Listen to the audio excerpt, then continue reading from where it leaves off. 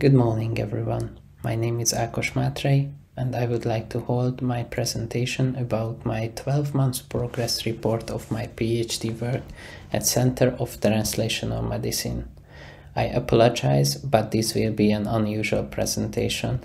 At the time of the progress report I was suffered from COVID-19, so at the request of Translational Medicine, this presentation will be recorded at home afterwards. I work as a specialist at the Department of Obstetrics and Gynecology at the Semmelweis University. My vision is to provide the optimal pregnancy care that contributes to the birth of healthy fetuses, and my vision with my PhD work is to highlight the risk of infectious disease during pregnancy.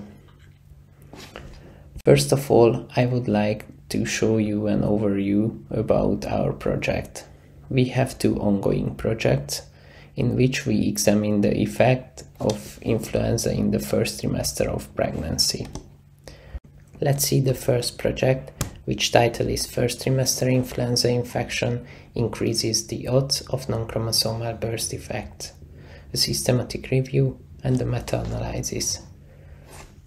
A few words about the background. Flu is a very common infection. Every autumn and winter, there are around 50 million illnesses worldwide. According to Central Statistical Office, there are about 400 cases in every year in Hungary.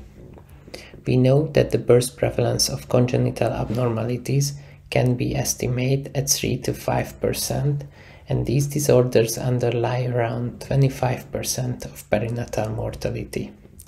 The aim of our study is to assess the effects of maternal influenza during pregnancy on birth defects. Our clinical question is, does the influenza increase the number of congenital malformations in the pregnancy?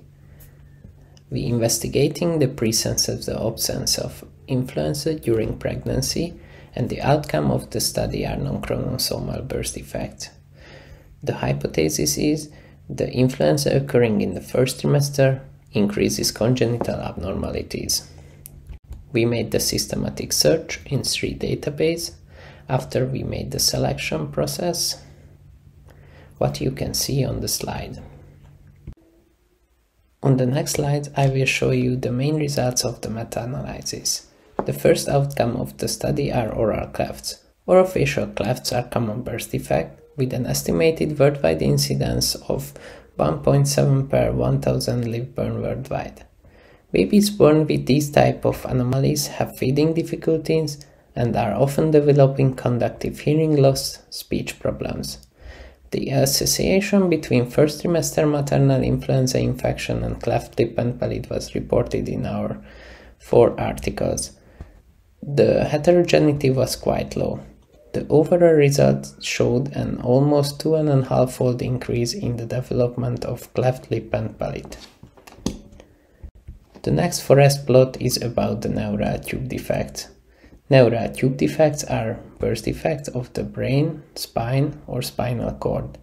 They happen in the first months of pregnancy, often before a woman even knows that she is pregnant. As on the slide you can see, we investigated 4 studies. The heterogeneity was 0. After the statistical analysis, we got that the odds of having neural tube defect is 2.4 times higher in the influenza infected group than in the control group. The results are significant. The next forest plot is about congenital heart defects. Congenital heart disease has been the most prevalent birth defect, and it remains to be an important cause of neonatal and infant deaths. Based on these 3 eligible articles, our results show that the first trimester maternal influenza infection was associated with an increased odds for developing all types of congenital heart defects. It means that a pregnant woman who had flu in the first trimester has 1.6 times higher chance to have a baby with congenital heart defects. The results are significant. Let's see the strengths and the limitation of the study. Among the strengths we have to mention the rigorous methodology, This is the first meta-analysis providing a comprehensive overview about maternal influenza infection in the first trimester and its association with all types of non-chromosomal birth defects. Among the limitations, we have to mention that the influenza definition was based on the symptoms, and the most cases were self-reported influenza infections. After the analysis, the conclusion is that influenza in the first trimester increases the risk of non-chromosomal birth defect. The implication for practice is, if flu is presented in the critical period, great emphasis should be placed on prenatal screening. We should make efforts to prevent flu during pregnancy and vaccinate against influenza. Implication for research is develop and maintain a detailed, comprehensive database about congenital abnormalities and pregnancies. We have sent the manuscript for internal review. After it, we will send it for language check, and we would like to submit it in September. After my first project, move on my second ongoing registry analysis, which is the investigation of the effects of maternal influenza during pregnancy on birth defects in Hungarian population between 1980 and 2009.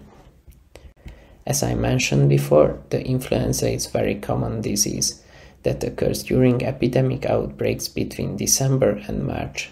The non-chromosomal birth defects are 4.5% of the live births in Hungary, and they cause 25% of perinatal mortality.